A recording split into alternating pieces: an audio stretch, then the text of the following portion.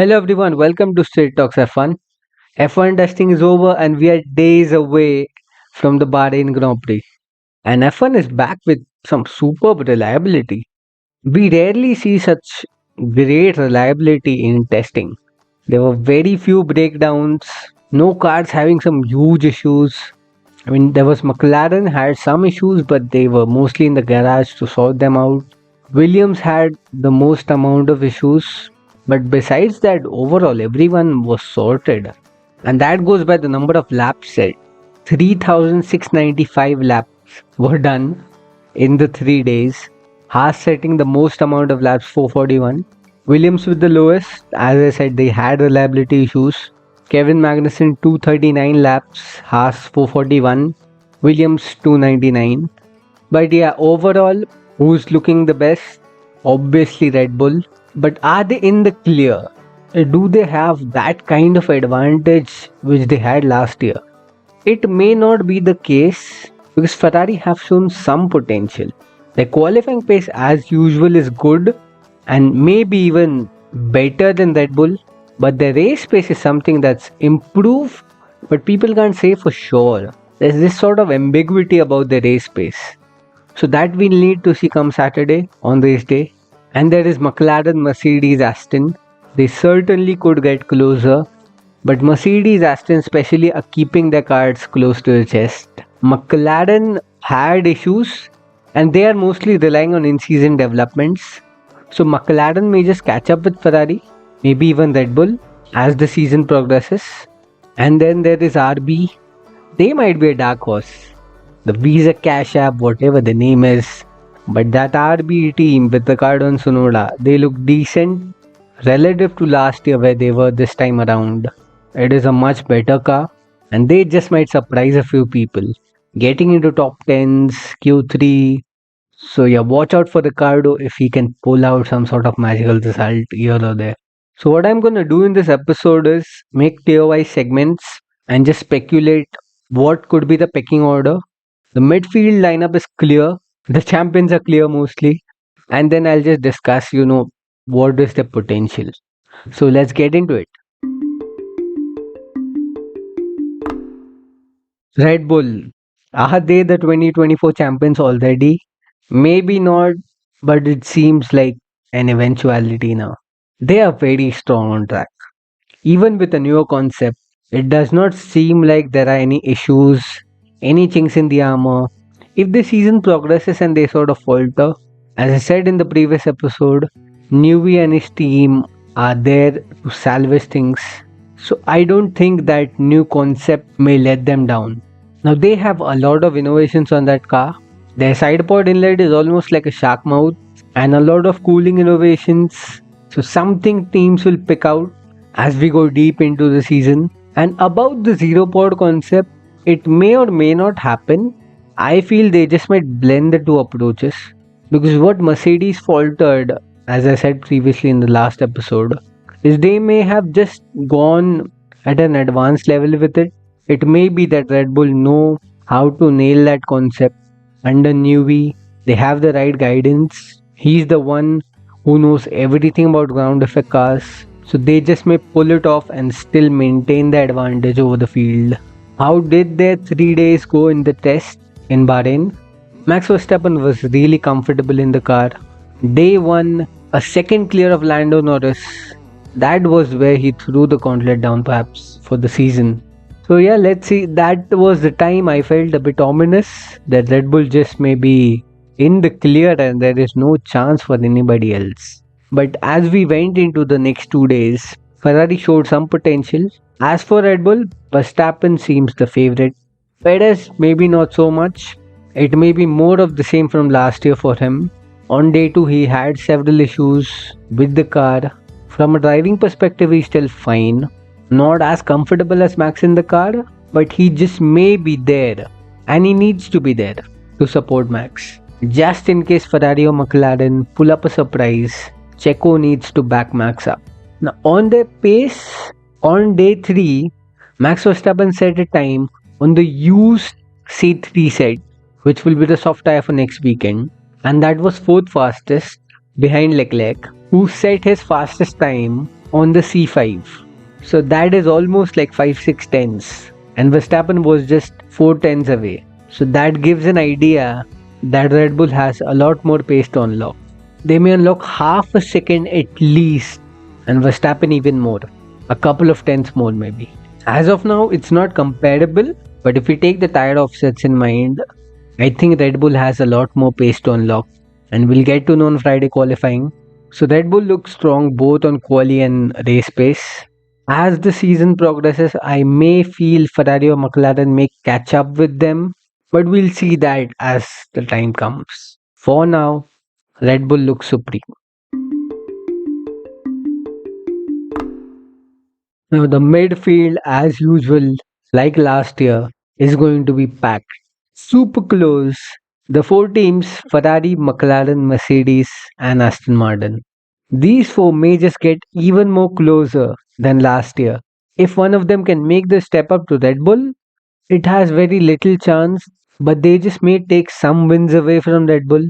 Talking about Ferrari first, they look really good on single lap pace, as usual. It's their strength. In the quali, Red Bull and Ferrari may be the two teams vying for pole. About their times, Leclerc and Sainz, Leclerc set the fastest lap on day 3, but that was on the C5. And Sainz set the fastest time of the test is a 129.9, that was on the C4. These are not the tire sets for Bahrain. It will be C1, C2, C3 this week. That's something we'll have to see. How do Ferrari fare?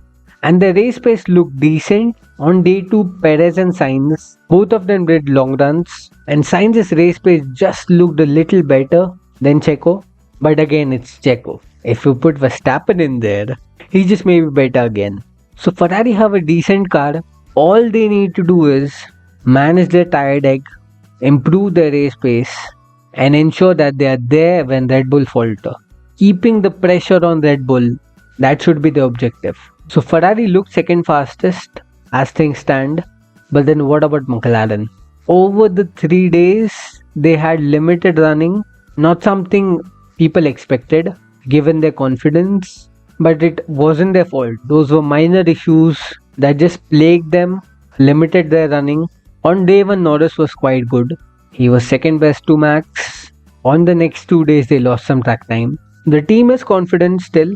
There are no alarm bells ringing like last year. They know they have got a decent car in the midfield. At their worst, they will be in the P3, P4 zone. And of course, as I said previously, McLaren is a team who relies on in-season upgrades. That's how they made the huge step forward last year. So this year they have vocally said that's their plan. So don't be surprised if they are not second fastest in Bahrain. As the season goes on, McLaren will start to improve. For now, they just may be playing safe, not showing their hand, but let's see where they end up. Now for Mercedes, is it going to be third time lucky? They have a new car, but will it be the same old story? Maybe not, just in case, because they have tried to solve a lot of their issues. The rear instability, their suspension change, it is working well, but they haven't turned any heads as such. Maybe they are not showing the full pace, doing the classic sandbagging, but looking at the team's confidence, the vibe, they are on the back foot. And of course, why not? After the big shell shock that they got with Hamilton, it's understandable why there won't be any oozing confidence or any optimism. I still believe McLaren have a higher ceiling than Mercedes. They could be third or fourth in the order, so this tight midfield may hurt them. Just may be tough for them. Push for P2, gun for Red Bull maybe. That's something Ferrari can do, in qualifying at least. Mercedes may struggle there. Race pace is something again their strength. Can rely on that to come back in the races. Last year the car was very unstable, inconsistent. It just did not allow them to make those comebacks in the races every weekend. Let's see if they're sandbagging and suddenly Hamilton puts it on pole on the front 2 rows. But Mercedes are off the pace for sure. Now Aston Martin, no big renaissance for them like last year. This year's step forward is standard, but it is very difficult to rank them anywhere. And given their drivers are so opposite, there's Fernando Alonso who wrings the neck of his car, and there is Lance Stroll. That's enough to say what I wanted to say. Aston really can struggle in the constructors if Lance Stroll doesn't perform. On the car development side too, Aston may be looking to focus on in-season development more this year, and that is crucial. They have to make a huge step up like McLaren did, then the in-season development needs to be better. Had they not made mistakes in 23, they could have been second fastest now. Genuinely on pace, they could have been second fastest. So, like Mercedes, they are on the back foot. They may fight Mercedes for P3, and Alonso is not looking good. That means he's not as confident as last year. So, that's something a bit worrying for Aston. If Mercedes just turn out to be better, of course, there's the open seat. Yeah, again, all these four teams, they're very close to predict. They may converge as in season development goes on for everyone. That will decide who ends up where. McLaren is going to pounce later in the season. Ferrari start as favorites to be second. Aston and Mercedes may just be hiding pace or be genuinely on the back foot. Out of these four teams, if I have to pick someone who may get wins besides Red Bull, it should be Ferrari, depending on what McLaren do. McLaren can have a 2021 like season and not drop off through the year. They may take wins. As about the midfield madness, the battle for P2 is on for sure.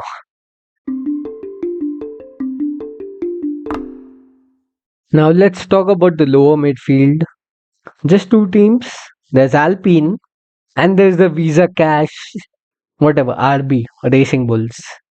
Formerly Alpha Tauri and Toro Rosso team, they just may be a dark horse. Ricardo had been saying that they want to fight for the top 5 consistently. So that's something interesting. He may be a touch optimistic, but they are certainly there or thereabouts to be a top 6 team. If there's anybody who could challenge Alpine, it is RB. And Alpine themselves are struggling, so it may help RB to be there or thereabouts. And if the car is good enough and consistent, then yeah, Ricardo and Tsunoda may be regularly in the points. Given the top 5 teams have developed so much, it may not be that RB are breaking into points regularly every weekend, but just those odd races where things go wrong for somebody, they can be there. They have the potential to fight. Again, can't say for sure, but it is not like every weekend the top 5 teams finish with both of their drivers in the points. Somebody struggles, 1 or 2 or 3 drivers struggle. They crash out, DNF, something happens. So that could be opportunistic for RB. Ricardo and Tsunoda need to ensure they are there to pick up those scraps. So Zach Brown's fear is looking to come true perhaps. RB is looking decent. How decent, we'll get to know. But they certainly look promising compared to Alpine. And what about Alpine? They have issues. They clearly have issues. The car looks very inconsistent. Ocon and Gasly were struggling a lot throughout the test, but they are not saying much. They are saying everything is fine, don't count us out, we'll get there. But again, Alpine is a team. If things are going good for them, they will blow their own trumpet. So given the silence, it tells us the picture, it may be the same like last year in an anonymous P6 position, but this time they may have to look over their shoulder for RB. They may be worse. Some people have put them P7, P8. So this could be the lower midfield fight, Alpine versus RB. They just may be too far to catch up with Aston, Mercedes and those guys. But yes, this could be a good battle. Now let's talk about the back of the grid, the backmarkers. Starting with Williams. Again, not a name I would have wanted to put in the backmarkers list, but it's their reality because they have issues. The overall reliability of the car, it wasn't a major issue. They ran fine, but given they ran the least number of laps, that's something problematic. Hopefully, they don't break down, but for a team that's looking to progress, they should have done much better. So, it may be the same story like last year for Williams, trying to get 1 or 2 points Alex Albon dragging that car. He's carrying them. Alex Albon is carrying them because Logan Sargent literally crashed into turn 10. He spun around and somehow kept it out of the barriers. Albon also had a fuel pump issue on day 1. So the reliability issues are not major, but they just need to iron those out. And they may struggle to take a step up that they want. In their team's preview, I said, can they get to 50-60 points this year to take that next step? It is not looking possible. It may be the same story like last season, 20-30 points at best. But let's see. Williams are the underdogs. How much more can they punch above their weight? Would be good to watch. Now Sauber. The livery looks good, even in the daylight and of course during night. The design is still a bit eccentric. The car is okay for Sauber and nothing great as such. They again also could look to punch above their weight. Can they scrape off 1 or 2 points like Williams? Possible. On their best day, they can be a 6th or 7th best team, but most likely they will be struggling towards the lower half. And it's not looking great for Audi. Just 2 years for them to come in. Sauber should be taking more of a step forward. If they finish 8th or 9th this year, then they need a huge renaissance like Aston Martin had. For now, nothing much to hype them about. In qualifying, they just may get into Q3 occasionally. Depends on who misses out. But yes, from a points perspective, Sauber may struggle. But will they struggle as much as Haas? Probably not, because Haas has a slow car. They know that. Haas were only looking to focus on race pace and their tired egg. That's why they clocked in the most number of laps, over 400. And they probably got some good results, hopefully, because their car drops like a stone in the race. They qualify higher and then they just fall down. But now they know what to focus upon. The team knows what to do. So they are probably planning long term now. But they have to. They have to progress. They have to show signs of progress. Even like Williams, they need to bring those upgrade packages, make them work, and ensure that they make progress towards the midfield. Now, during Drive to Survive, Will Buxton made a line on them that Haas are bringing a spoon to a gunfight. That is something that aptly describes Haas. Yes, they are bringing a spoon to a gunfight. Even Williams are for that matter, but Williams are trying to upgrade. They're taking steps in that direction. Haas don't seem to do that. Hopefully this season they do. As things stand, if they don't improve, they may get the wooden spoon finish last again, unless we see some big upgrades working, like Williams did last year in Canada.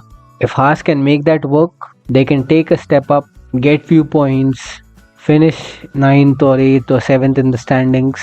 That would be good for them financially, get more prize money, ensure to use their resources better, and keep moving forward.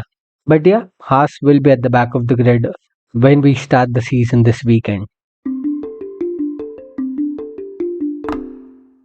So that's how all the 10 teams stand after Bahrain testing.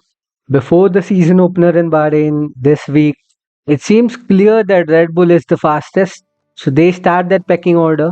In second, I would say Ferrari and McLaren. McLaren don't seem too strong as of now. They may be hiding pace, or they may make some in-season upgrades to get there. But Ferrari is certainly there besides Red Bull. Behind Red Bull, chasing them in qualifying. How good can they be in the race? Let's see. And then they got Mercedes and Aston. So for P3 and P4, these two teams would be there. Ideally, I would want them to be there with Ferrari and McLaren. So it's more chaotic. But let's see, they may join the P2 fight. Not initially, but later in the season. And then RB and Alpine come in the lower midfield, being the opportunistic teams, getting few points when others struggle. I just may put RB ahead of Alpine in P6, but again, Alpine should not struggle that badly to get beaten by RB, ideally. Then the backmarkers, I'm putting Williams in P8. I feel they just may be better than Sauber and Haas. And then Sauber and Haas fighting for P9. Or rather, I would say fighting to avoid being last, getting the wooden spoon. So Red Bull, Ferrari, McLaren, Mercedes, Aston, RB, Alpine, Williams, Sauber and Haas. That's how I feel the 2024 pecking order would be. It may change. Again, it's just testing. We haven't seen qualifying yet. When we get to qualifying on Friday, the picture would get clear. And it can change as teams bring upgrades. And again, the Bahrain Grand Prix, it's a Saturday race. The first two races of the season are Saturday races. So the weekend starts on Thursday with free practice. Qualifying will be on Friday and the race on Saturday. So next week, I'll be doing the Bahrain Grand Prix review. We would have the first race winner, which would be Max Verstappen. But let's see, fingers crossed, that we get to see a fight for the win. So stay tuned till then.